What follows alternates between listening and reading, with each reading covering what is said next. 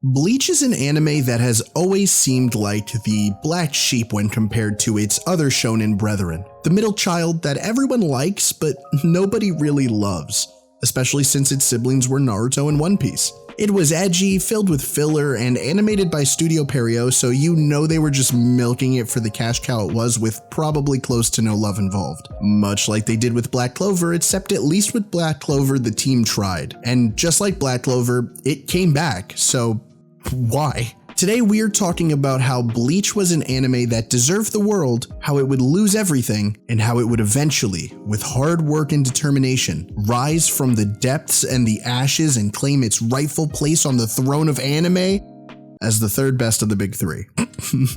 Let's talk about the best comeback in anime ever.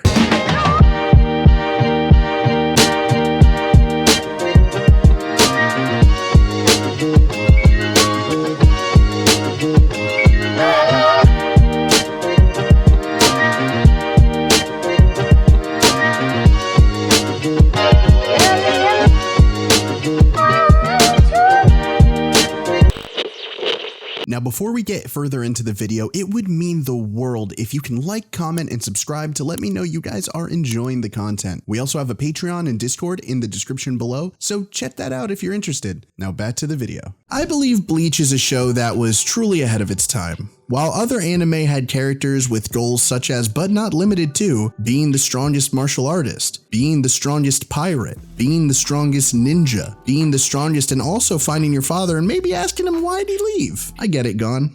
I get it. Mangaka and full-time rot star tight fucking Kubo said screw all that and let's focus on the drip, and proceeded to do just that. Seriously though, Bleach was different from its contemporaries. It was darker in tone, had a delinquent main character, and had a style that was very unique to what was appearing in anime and manga at the time. I'd even say that it's influenced a lot of what we see now stylistically. Now, Bleach definitely has a huge following, and as one of the big three is often said to be good, but it's easy to see that Naruto and One Piece usually receive most of the love when the series are being compared. Like, out of the big three, only one anime got canceled, and that just so happens to be the one we're talking about. So what exactly went wrong? Well, it was canceled due to low sales and ratings, or so Google tells me, which always kind of led me to believe that clearly the show didn't deserve the attention, right? I mean, I remember watching it all the way to the Fullbring arc, which I did enjoy, but it did kind of seem like the scale of the whole series was out of whack. Like, after Aizen, there wasn't an enemy that could top him, so I got pretty bored, and when it was canceled, I was more sad for the superfans than I was for myself. But sometimes, just sometimes, I would hear a soft voice in the abyss of the internet, and it would gently whisper into my ear, 1,000-year blood wars peak. Now, what that meant, I had no idea, but what I knew is there's no way an arc from this dying manga can be that good. Right? Okay, once we got the announcement that Bleach would be back, I was blown away. The promotional art looked great, the trailers were solid, banger opening confirmed. Studio Perio, the same people behind Boruto's trash-ass anime, are actually doing the source material justice. Imagine the shock and surprise on my face while watching that first episode and seeing the damn near movie quality animation. I really couldn't believe it. Years of thinking Bleach went downhill and that I should drop it because the anime ended just for me to be slapped in the face by Ichigo's black and extremely massive blade. And it wasn't just the first episode. The whole season was good. Bleach quickly went from the underdog to the big dog in just one core of a season. And what a season it was. We got to see Kenpachi fully awoken. We got to see Yamamoto fight. The Stern Ritters finally made their appearance. Squad Zero. I mean, the list could seriously go on forever. It was stacked and it looked amazing. And now in a world post Chainsaw Man, JJK, and Hell's Paradise, it seems Bleach is finally getting the love it deserves. Its influence touched so many things,